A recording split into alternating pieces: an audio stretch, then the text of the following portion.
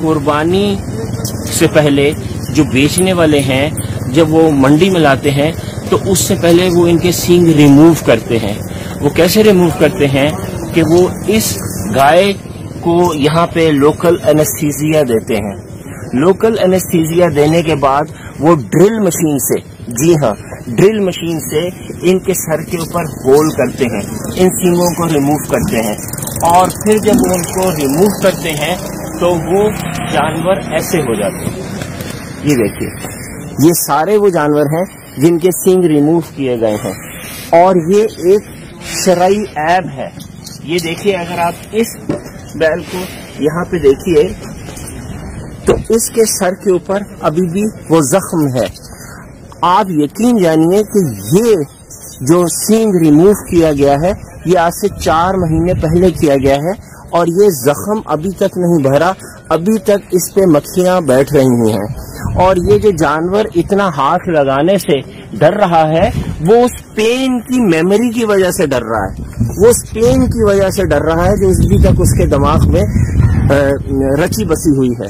ये देखिए, इस जानवर को ये भी हाथ लगाने से डर रहा है उस ऑपरेशन की वजह से जो 4 महीने पहले सींग रिमूव करने के लिए इसके साथ किया गया था।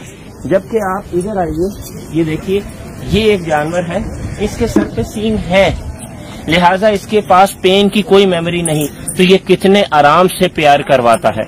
ख्वातीनो हजरात, शरई तौर पे जो जानवर कुर्बानी के लिए पेश करेंगे उसके अंदर कोई नुक्स नहीं होना चाहिए और ये खूबसूरती के नाम पे जो सींग काटे जा रहे हैं ये एक शरई नुक्स है और जानवर के ऊपर इसके लिए शदीद किस्म का जुल्म किया गया है।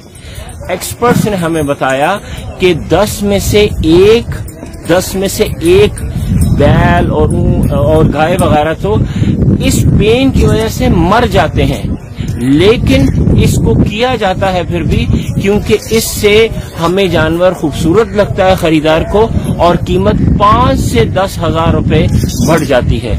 आपसे रिक्वेस्ट है कि कुर्बानी के लिए कुर्बानी के जानवर के साथ ये जो जुल्म हो रहा है हम इसके खिलाफ आवाज उठाएं। जानवर खरीदते हुए मेक श्योर करें कि उसके सींग मौजूद है क्योंकि इससे कुर्बानी जायज नहीं रहती क्योंकि जानवर के अंदर नुक्स पैदा कर दिया गया है। और प्लीज इस वीडियो को शेयर करें, ये हम सब के लिए सदका जारिया है। शुक्रिया।